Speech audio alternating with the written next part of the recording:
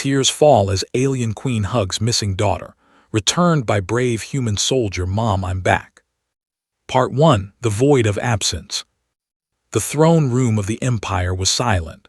No music played. No guards moved. The air felt heavy and wrong.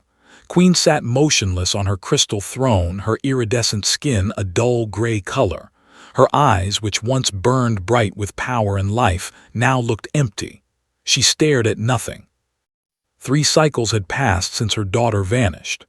3 long cycles of waiting, hopping, and finally accepting what she did not want to accept. Princess had gone on a simple diplomatic mission. The humans were new to space travel. They had ruled the galaxy for thousands of years. A simple meeting between the young princess and the human leaders seemed harmless. It should have been easy. But never came back. The queen's advisors filled the chamber. They stood in a half-circle around her throne, their long bodies bent in respectful postures. Lord Vex stepped forward. His skin was a dark purple, and his eyes held no compassion. "We must accept the loss," Lord Vex said. His voice was cold and practical. "The ship sent no final signal. The colony has no record of her arrival. The humans claim they know nothing. There is nothing left to do." The queen did not respond. She did not move. The silence stretched on for a long time. "Your Majesty," another advisor spoke, "the people are losing faith. We must show them we are still strong. We must move forward with new trade agreements and security measures." Queen closed her eyes. She thought of as a child. She remembered holding her daughter's small hand as they walked through the palace gardens. She remembered its laughter, bright and pure. She remembered teaching her to be brave, to be kind, to be a good queen someday. All of that was gone now, taken away by the universe's cruelty. They were the most advanced civilization in this corner of the galaxy. They had built cities that floated among the stars. They had machines that could heal almost any wound. They had knowledge that spanned millions of years, yet they could not find one princess. They could not bring her home. Across the galaxy on a human military base, Captain sat in a small office. Her walls were covered with pictures. One picture showed 2 children, a boy and a girl, both smiling at the camera. That was her family. That was her reason for everything. Was a soldier. She had trained hard to earn her rank. She was smart, fast, and strong. But none of those things mattered as much as her children did. She read the message on her screen again. Intelligence had picked up a signal. It was old, but it was real. The frequency matched the royal ship, the one that had carried Princess. The signal came from the corridor, a dangerous field of asteroids and broken space stations. No one survived there. Nothing valuable existed there. But the signal was real. Stood up and walked to her commander's office. Commander sat behind a large desk. He was old enough to remember when humans had no presence in space at all. He had seen things that made him careful about dangerous missions. "They are not our responsibility," said. He did not look up from his work. "We have peace with them," said. "We made an agreement. We agreed to help each other." "That agreement is political," said. "It is strategy, not friendship. Sending a military team into the corridor to rescue an alien princess is not strategy. It is suicide." Leaned forward. "Sir, the signal is real. The princess might be alive." Finally looked at her. "They have not asked for help. They have not launched any rescue missions themselves. Why should we risk human lives for someone they have already given up on?" Thought about her children waiting for her at home. She thought about what it would feel like if one of them disappeared. She thought about the desperate prayers she would send to any being, any power, any force that might bring them back. "Because it is the right thing to do," said. "Because they are a person and people deserve to be saved." Was quiet for a long moment. He was a good commander. He understood duty. He understood sacrifice. But he also understood the cost of rushing into danger. "I will give you a small team," he finally said. "The Horizon's Edge and a crew of 12. You will investigate the signal. If you find the princess alive, you will try to rescue her. But if this becomes too dangerous, you will retreat. You will not sacrifice your people for an alien life." Nodded, "Yes, sir." "You understand what you are risking?" asked. "If this goes wrong, we lose good soldiers. We lose diplomatic standing with we might even lose the peace treaty we worked so hard to build." "I understand, sir," said, "but I also understand what it means to be a parent searching for a lost child. That fear does not change between species." Rubbed his face. He was tired. Everyone was tired of being careful. Everyone was tired of doing only the safe things. "Get your team ready," he said. "You leave in 6 hours." Moved quickly, she chose her best soldiers. Officer David was her second in command. He was brave and loyal. He would follow her anywhere. She also brought Dr. Aaron Cross, the ship's medical officer. If was alive and injured, they would need him. The ship Horizon's Edge was old but reliable. It had made hundreds of missions. Its hull was strong, and its weapons could defend against most attacks. But the corridor was dangerous in ways that weapons could not help with. As the team prepared to launch, sat in her quarters, she wrote a message to her children. She told them she loved them. She told them to be brave and strong. She told them that sometimes you had to do hard things because they were right, not because they were easy. She did not tell them that she might not come back. At the same time, the Queen finally rose from her throne. Her advisors watched her move toward the window. She looked out at the stars. Somewhere out there was her daughter. Somewhere might still be breathing, might still be alive. The Queen had taught her daughter to be brave. She had taught her to hope. Now the Queen had to hope that somewhere in this vast and uncaring galaxy, someone else understood the power of hope. She did not know that help was already coming. She did not know that a human mother, thousands of light years away, was preparing to search for her lost child. But the universe works in strange ways. Sometimes the right people meet at the right time. Sometimes a stranger becomes a savior. Sometimes compassion reaches across the space between worlds. Ship launched into the black void. It set course toward the corridor. The search had begun. And Queen stood at her window, her hand pressed against the cold glass, waiting for hope to return to her life. Tears fall as alien Queen hugs missing daughter returned by brave human soldier. "Mom, I'm back." Part 2. Through the darkness. The corridor was a graveyard. Pieces of broken ships drifted through the black void. Some were old, rusted metal from battles long forgotten. Some were newer, their surfaces still from recent explosions. The Horizon's Edge moved slowly through the debris, carefully navigating around the dangers. Sat in the captain's chair. Her eyes moved across the scanner screens. Hundreds of objects floated around them. Any one of them could damage the ship. Any one of them could kill them all. "Long-range scan shows the signal ahead," Dr. Aaron Cross said. He sat at the communications station. "Still coming from the asteroid at coordinate 773. Distance is 400 kilometers. "Can you strengthen the signal?" asked. Aaron worked the controls. The sound came through the speakers, a steady beep, beep, beep. It was weak and slow, but it was real. It was alive. "Someone is broadcasting on that frequency," Aaron said. "It has been broadcasting for 3 cycles. That is an incredible feat of power management. Whoever is there, they are smart." Nodded. The princess was smart. The intelligence reports had made that clear. Was not just a royal title. She was an intelligent being who had studied engineering and science.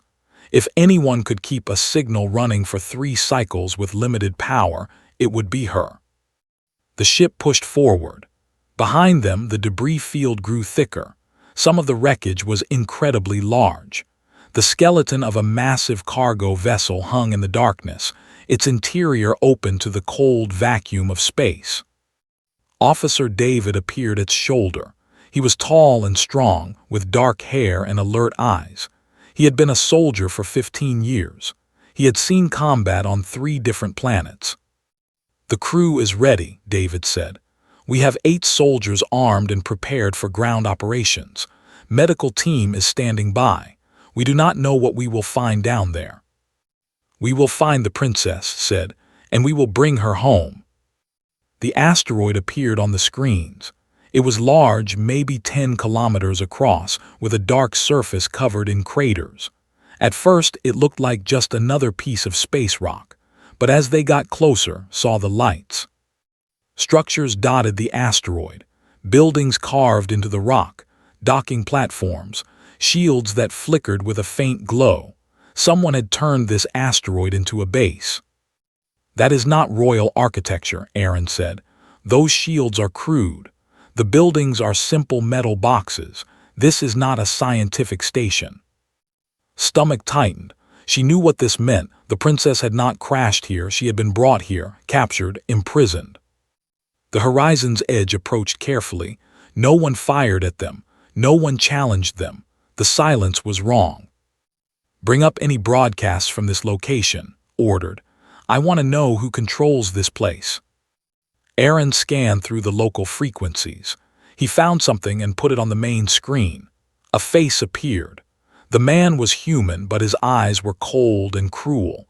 His name was Marcus Vance, and he was a known pirate and criminal.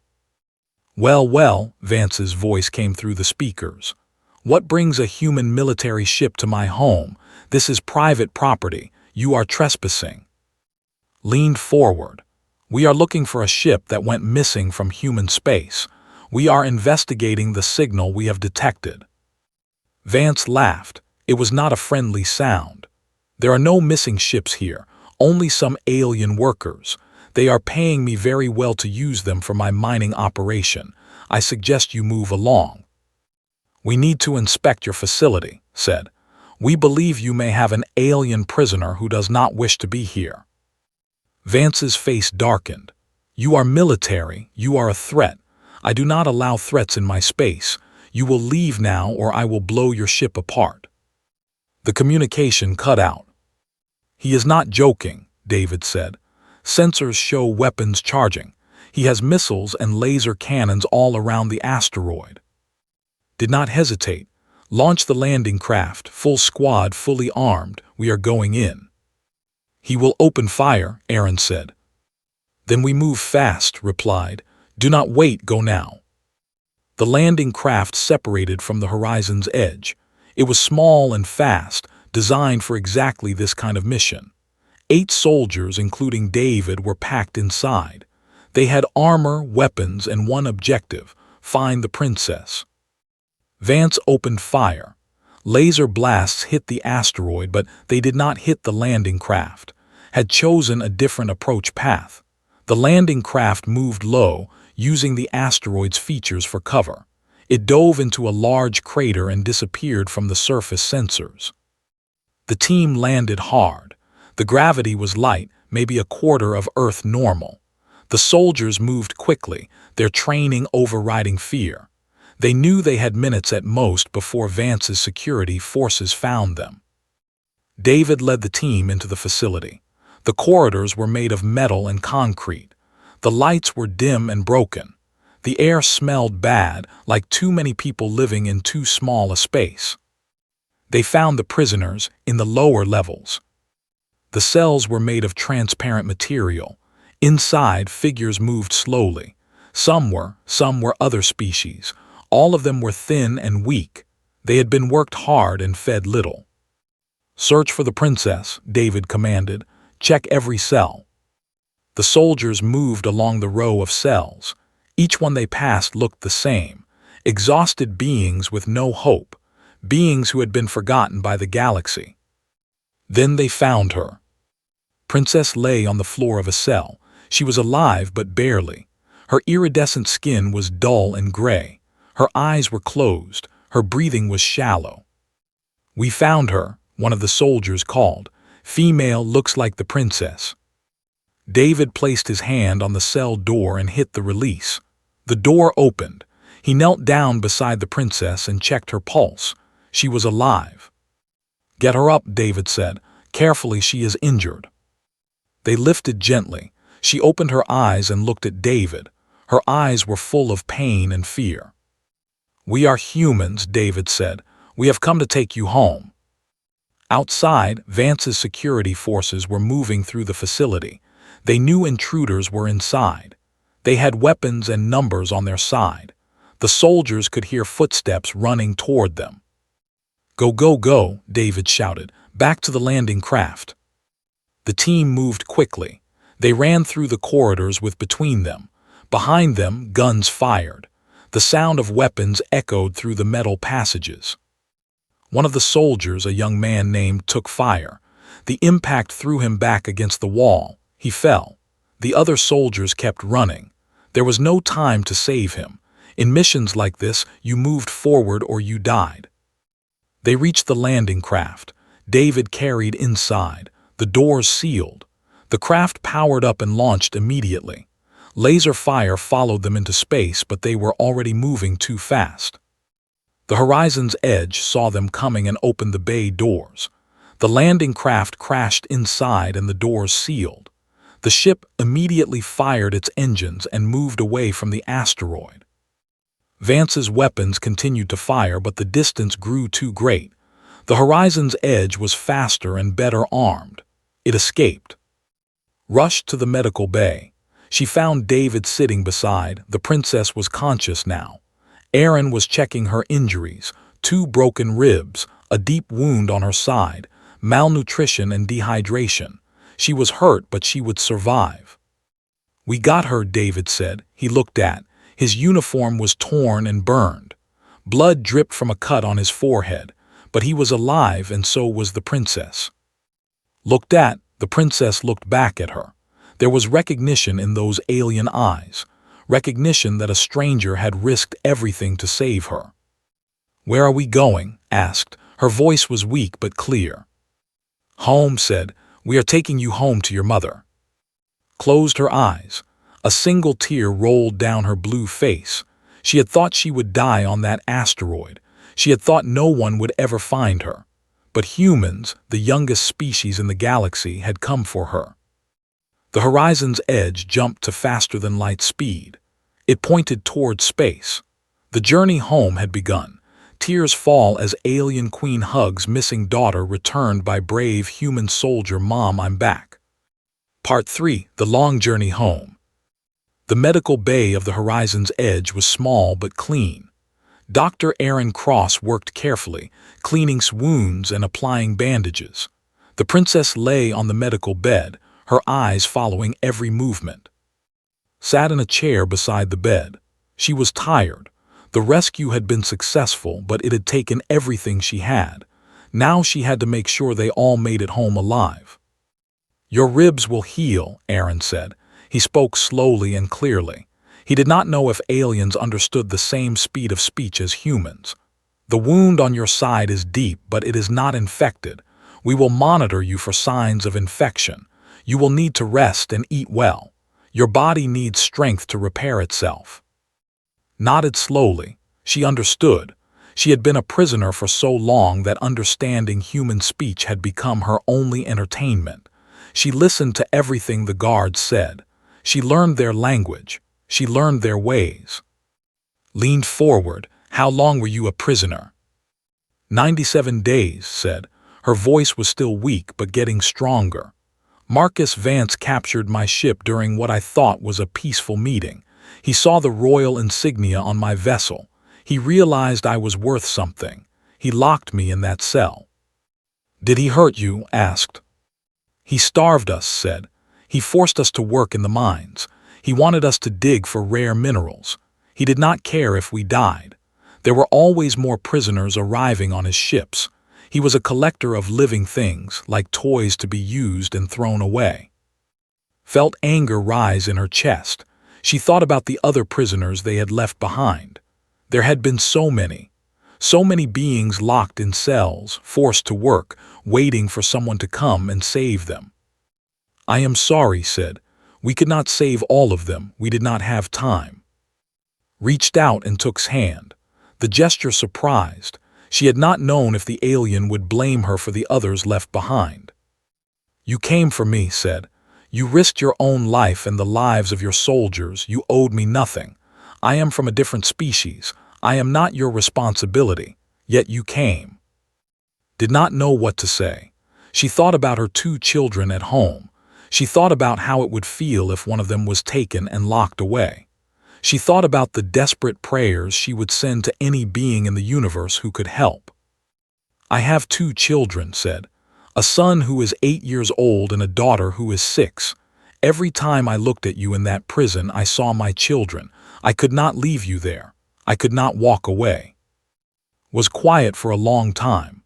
She stared at its face, studying it as if trying to understand something deeper. Your species is young, said finally. They have ruled the galaxy for thousands of years.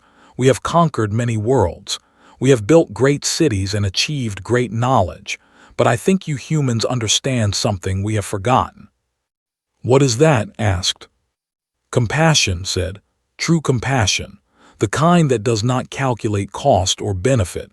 The kind that simply acts because it is right. Sat back. She had never thought of it that way. She had just done what felt right. She had not considered it a special skill or knowledge. It was simply what you did when you found someone who needed help. Over the next several days, strength returned. She began to eat more. She walked through the corridors of the ship with Aaron's help. She met the crew. She learned their names and their stories. Officer David brought her books. He sat with her in the medical bay and told her stories about human history. He told her about humans who had risked everything to help others. He told her about soldiers and doctors and ordinary people who had done extraordinary things. Spent time with 2. She told her about her children. She told her about what it was like to be a mother. She explained how the fear of losing a child was the strongest fear a person could feel, but also how the love for a child made you braver than you thought you could be. Your mother must feel that fear right now, told her. She is waiting for you. She is hoping you are alive. That hope is probably the only thing keeping her alive. His eyes became wet, for her tears were rare, but they fell now. I have thought I would never see her again, said. I have thought about dying on that asteroid. I have thought about never feeling sunlight on my skin again. I have thought about never hearing her voice. Now you will, said. Now you will go home. The horizon's edge traveled through space at incredible speed, but space was vast. It took time to cross even small distances between the stars. The journey home would take weeks. One morning, alarms sounded throughout the ship. Rushed to the bridge. Aaron was already there, his eyes on the scanner screens. We have a fleet approaching, Aaron said. A large fleet, military vessels. His heart jumped. This was the moment she had been both hopping for and dreading. They were coming to meet them. They are hailing us, the communications officer said. Nodded, put them through. The screen showed a commander. His skin was a deep blue, and his eyes were sharp and intelligent. His name was Fleet Admiral, and he controlled one of the largest military forces in space. Horizon's Edge, identify yourself and state your purpose, said.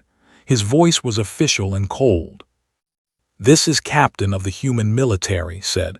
We are returning with Princess. She was captured by human pirates and held prisoner. We have rescued her and are bringing her home to the Queen. There was a long silence. The Admiral's eyes seemed to be calculating something. How do we know this is true? Asked. How do we know you are not attempting some kind of deception?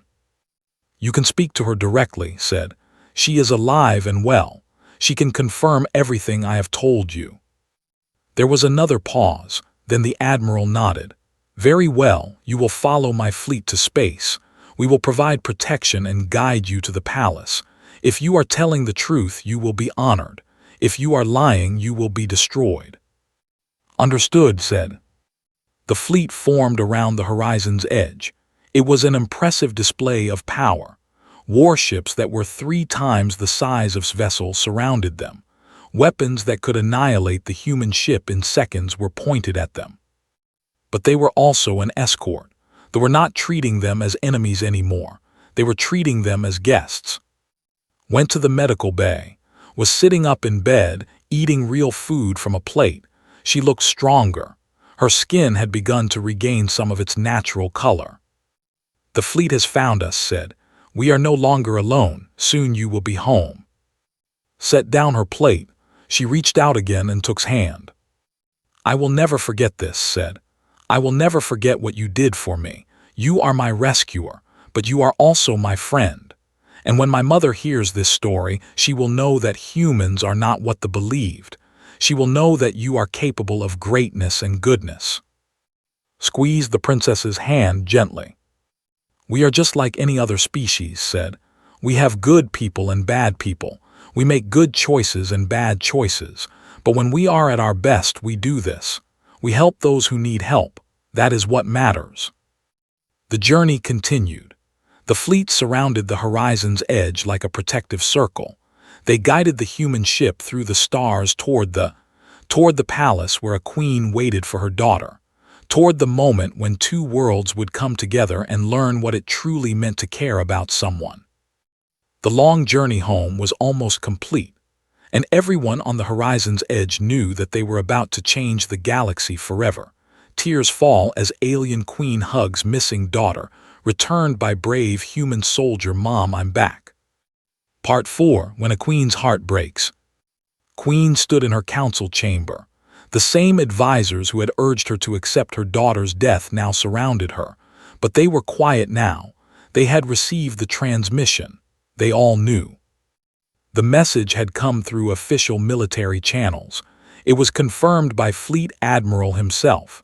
Princess was alive. She was on a human ship. She was coming home.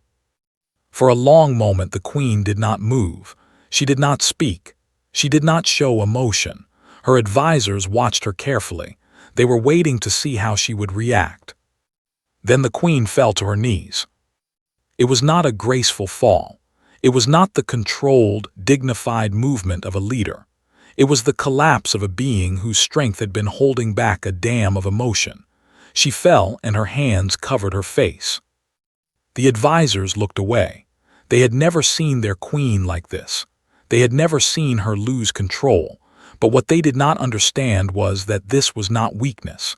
This was the most powerful thing a being could do. This was a mother learning that her child was alive. Lord Vex stepped forward.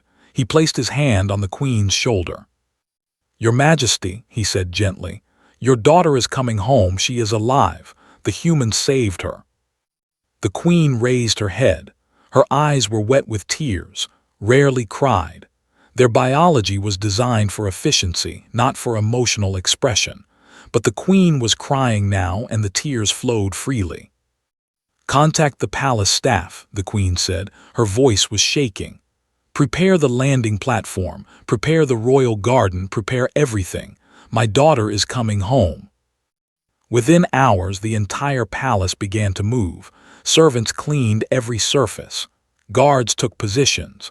The royal musicians prepared songs of celebration. The entire city learned the news. Princess was alive. The queen's daughter was returning. But not everyone was celebrating. Some still doubted. Some still feared that the humans were lying. Some believed it was a trap. The Inhumans were allies, but they were not friends. Not yet. The horizon's edge entered the atmosphere of felt the pressure as the ship pushed through the layers of air. Below them, a massive city rose from the ground. Crystal towers stretched toward the sky. Gardens floated on platforms of energy. It was the most beautiful place had ever seen. In the medical bay, Dr. Erin Cross helped stand. She was still weak, but she was strong enough to walk. She wore a simple gray robe, nothing like the royal clothing she would normally wear. But she did not care about clothes. She cared only about seeing her mother again. "Are you ready?" Erin asked. Nodded. She could not speak. Her throat was too tight with emotion. Appeared in the doorway. She was wearing her dress uniform. She looked official and strong. But inside, she was feeling the same emotion that felt. She was thinking about reuniting someone with the person they loved most. "Your mother is waiting," said. "Let us take you to her." The three of them walked through the corridors of the ship. The crew stopped what they were doing to look at them. They knew what was about to happen.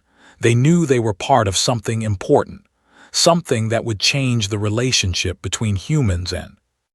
The landing platform was vast. It was made of crystal that gleamed in the light of the sun. Guards stood in perfect lines on either side. Musicians played soft, beautiful music. And in the center of the platform stood Queen. She was tall and regal. Her skin shimmered with the colors of the rainbow. Her crown caught the light and threw it into the air like diamonds. She was the most powerful being on this world, but right now she looked like a mother waiting for her child. The horizon's edge landed smoothly. The landing ramp descended, walked out first, followed by Aaron and finally by. For a moment, everything was still. The Queen and the Princess looked at each other across the empty space. They were separated by only a few meters, but those meters felt like the entire universe. Then they moved. Tried to walk, but her legs would not obey. She stumbled, caught her and supported her, and together they walked forward slowly, but then broke away. She moved faster, walking and then running. Her body was weak, but her will was strong. Queen ran forward too. She did not care about her dignity. She did not care about the watching crowd. She cared only about her daughter. They crashed into each other's arms. The Queen held tightly, as if afraid she would disappear again, held her mother and cried. And the Queen cried too. Her shoulders shook with the force of her tears. Tears fell from her face and splashed onto the crystal platform below. The crowd was silent. No one moved. No one spoke. Everyone watched as a mother and daughter were reunited. Everyone witnessed the most powerful emotion in the universe, the love of a parent for a child and the love of a child for a parent. The Queen held her face in her hands. She looked at her daughter. She looked at the wounds and the scars. She looked at the evidence of what her child had endured, and she loved her anyway. She loved her more. "You came back," the Queen whispered. "I thought I had lost you forever, but you came back." "I am sorry," Mother said. "I am sorry I left you. I am sorry I did not come back sooner." The Queen shook her head. "This is not your fault. This is not your burden to carry. You are home. That is all that matters. You are home." Watched from a distance, she felt tears in her own eyes. She thought about her children at home. She thought about how they would react when she returned to them. She thought about how this moment, this simple moment of a mother and child together, was the reason she had risked everything. The Queen finally released, but she kept her arm around her daughter's shoulders as if afraid to let her go. She turned and looked at. "You are the human captain," the Queen said. Her voice was steady now. Her composure was returning, but her hand never left her daughter. "I am Captain," said. She saluted formally. "I came to find your daughter and bring her home." The Queen walked toward. The guards tensed, but the Queen raised her hand. She stopped in front of and looked down at her. The Queen was much taller than the human. "I have been Queen for 30 years, the Queen said. "In that time I have commanded armies. I have made decisions that affected millions. I have done many things, but you have done something I could not do. You have brought back what I thought was lost forever." The Queen reached down and took his hand. She pulled the human up into a gentle embrace. "Thank you," the Queen said. "Thank you for bringing my daughter home. Thank you for caring about a stranger. Thank you for showing me that humans have a greatness they have forgotten." Around them, the crowd began to applaud. It was not a loud or angry sound. It was a gentle, respectful sound. It was the sound of a civilization beginning to understand something new about themselves and about the universe. Walked over too, the princess took the human's hand. "This is the one who saved me," Mother said. "This is, she risked her life. Her people died helping me. She did this because she is brave and because she is good." The Queen looked at again. There was something different in her eyes now, a respect that had not been there before. "The royal palace is yours," the Queen said. "You and your crew will stay with us. You will be guests of honor, and tomorrow we will hold a celebration the galaxy will never forget." But tonight, the queen simply held her daughter. They sat together in the royal gardens under the stars, and the queen told stories. Stories of the years they had been apart. Stories of how much she had missed her. Stories of a mother's love that could never be broken, no matter how far apart they were. And sat with her crew and watched the queen and princess together. She thought about how something simple could change everything. How one person's courage could transform a world. How the act of saving a single life could ripple through the universe and change the way two entire civilizations understood each other. The long journey was over. The princess was home, and the galaxy was different now. Tears fall as alien queen hugs missing daughter returned by brave human soldier Mom, I'm back. Part 5. New BGNNGS Shared Worlds. 2 days had passed since the reunion. The celebration had been grand and beautiful. Musicians played songs that made the very air vibrate. The people had danced and sung. They had celebrated the return of their princess and the arrival of their new friends, the humans. But now the ceremonies were over. The crowds had returned to their homes. The palace had settled back into its normal rhythms. Queen sent a message requesting a private meeting with Captain. Stood outside the Queen's chamber, not sure what to expect. In her experience, meetings with alien leaders could go many ways. The doors opened. The Queen sat on a small chair, not her throne, was beside her, and they held hands. The Queen gestured for to sit. "I want to thank you again," the Queen said, "but I also want to understand you. I want to know why you did what you did." Sat carefully, she chose her words with great care. "Because it was right," said simply. "I learned when I was very young that when someone needs help, you help them. That is the most basic law of my people. It does not matter who they are. It does not matter what species they belong to. A life is a life. A person is a person." The Queen listened carefully. When finished, the Queen asked another question. "Did you fear the risks? Did you consider the danger to your own people?" "Yes," said honestly. "I considered it every moment of the mission. I lost one of my soldiers. His name was, he died saving your daughter. That weight will stay with me forever. I accepted that risk because I have 2 children at home. If one of them was taken and lost, I would hope that someone somewhere would risk everything to bring them back to me." The Queen's eyes became wet again. She gripped his hand tightly. "Your species is young," the Queen said. "You have only just begun to explore space. They have existed for thousands of years. We have technology you cannot imagine. We have conquered countless worlds. But we have lost something that you still have.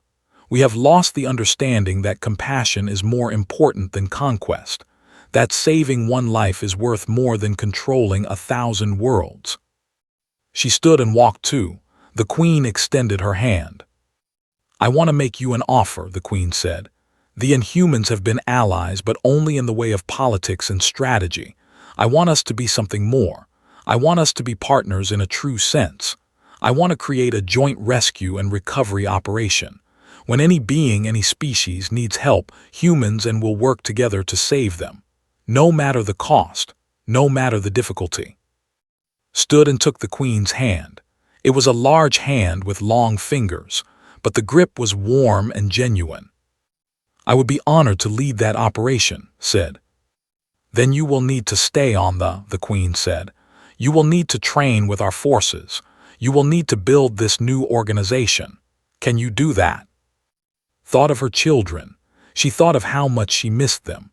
But she also thought about how many other children might be lost if she did not do this work. "I can do it," said. "But I would like to return to my first. I would like to see my children. And I would like to bring back more volunteers. There are many humans who believe in what we are doing." The Queen nodded. "That is reasonable. We'll go with you. She will explain what happened. She will help your people understand why this is important. And then you will both return here and we will begin this work together." For the next week, the Horizon's Edge prepared to leave. The crew loaded supplies and made repairs, but before they left, something important happened. The Queen held a state funeral. Officer and all the prisoners who had died at Marcus Vance's facility were given proper burials. They had always honored their fallen, but they had never honored those from other species. They had never treated alien lives as equally important to their own lives. This changed that. The Queen herself spoke at the funeral. She talked about the young human soldier who had given his life. She talked about the prisoners who had suffered under Vance's cruelty. She declared that all lives had value, all deaths would be mourned, all suffering would be avenged by doing good in their memory. Stood with her crew and watched. She felt pride for her fallen soldier. She felt sadness for all the beings who had suffered, but she also felt something else. She felt hope. She felt that maybe, finally, the galaxy was changing. Maybe, finally, different species could understand each other. The horizon's edge lifted off from stood on the bridge beside. She watched the planet shrink below them. "What are you thinking about?" asked. "About how close I came to never seeing my mother again," said. "About how I would have died on that asteroid if you had not come. About how I was ready to accept that as my fate. I had given up hope." "Hope is powerful," said. "You kept a signal running for 3 cycles. That was hope. That was you believing that someone would find you." "No," said. "I was just keeping myself alive the only way I could. But you provided the real hope. You came for me even though we were strangers. That is hope. That is what changes worlds." The journey back to human space took several weeks. During that time, and spent many hours talking, told stories about her life. She talked about her studies. She talked about her dreams of becoming a scientist and discovering new things about the universe. Told about her children. She told her about the games they played and the books they read. She told her about the joy and challenge of raising 2 young beings and trying to teach them to be good and brave. "I want to meet them," said. "I want to understand what makes human children different from children." "They are messier," laughed. "They are louder, they are more emotional, but they are also more creative. They imagine things that adults have never imagined. They see the world with fresh eyes." When the horizon's edge arrived at the human military station, Commander was waiting. He had heard the whole story. He knew that his captain had not just rescued a princess. She had changed the relationship between 2 species. His children were there too. Her son Robert was 8 years old. Her daughter Grace was 6. When they saw their mother, they ran to her as fast as they could, knelt down and caught them both in her arms. She held them and cried. "I missed you so much," she told them. "I missed you every single day." "You came back," Robert said. His young voice was full of relief. "I promised I would," said. "I always keep my promises." Watched from the side. She watched the human mother with her children. She understood now what it meant. She understood the love that bound parents to their children. She understood why it had risked so much. Over the next weeks, things changed. Told her story to military commanders and government leaders. Spoke to scientists and politicians. They explained the offer from the Queen. They explained why a joint rescue and recovery operation was important. Many humans volunteered to help. They were soldiers and doctors and engineers. They were people who believed that saving lives mattered more than anything else. 3 months later and returned to Robert and Grace came too. The Queen had invited them to stay. She wanted to know the human family that had saved her daughter. On their first morning there, took her children to walk through the royal gardens. Showed them the flowers that grew nowhere else in the universe. She showed them the fountains and the waterfalls. She showed them the beauty of the world. That evening, Queen met with and in the palace hall. The new Joint Defense and Rescue Command was being established, would lead the human forces, would lead the forces. Together, they would respond to any crisis, any disaster, any situation where a life could be saved. "This is more than an alliance," the Queen said. This is a partnership built on shared values. You have taught us that compassion is strength. You have shown us that the youngest civilization in the galaxy has wisdom that we had forgotten. Bowed respectfully. And you have shown us that greatness can change, that even the most ancient and powerful can learn new ways. Together, we will protect those who cannot protect themselves. The queen reached out and took both's hand in hand. She held them together, joining human and in a gesture of unity. That night sat with her children in their quarters. Robert and Grace fell asleep in her arms, safe and comfortable in this strange alien world. She looked at them and thought about how much they meant to her. She thought about Queen and how she felt exactly the same about. She thought about Officer and all the prisoners who had suffered. She thought about how their sacrifice had created something beautiful. It had created a connection between species. It had created an organization that would save lives for generations to come. Outside, the sun was setting. The sky turned colors that had no names in human language. Purple and gold and blue all mixed together. It was beautiful in a way that made her heart ache. She realized that the universe was not a place of aliens and humans. It was a place of beings. Beings who could suffer and joy, who could love and fear, who could be brave and strong. Species did not matter. The connection between beings, the choice to care about each other, that was what mattered. Pulled her children closer and whispered a promise to them. A promise that she would spend the rest of her life helping others. A promise that she would teach them to be brave and kind. A promise that together, humans and in all the species of the galaxy would build something better. The long journey had ended, but a new journey was just beginning. A journey toward a galaxy where compassion was valued as much as power, where a single act of kindness could change worlds, where a human mother and an alien queen could stand together and change the course of history. In the gardens below, walked with her mother. The queen held her daughter's hand and marveled at the fact that she was still alive. She marveled at the humans who had made this possible.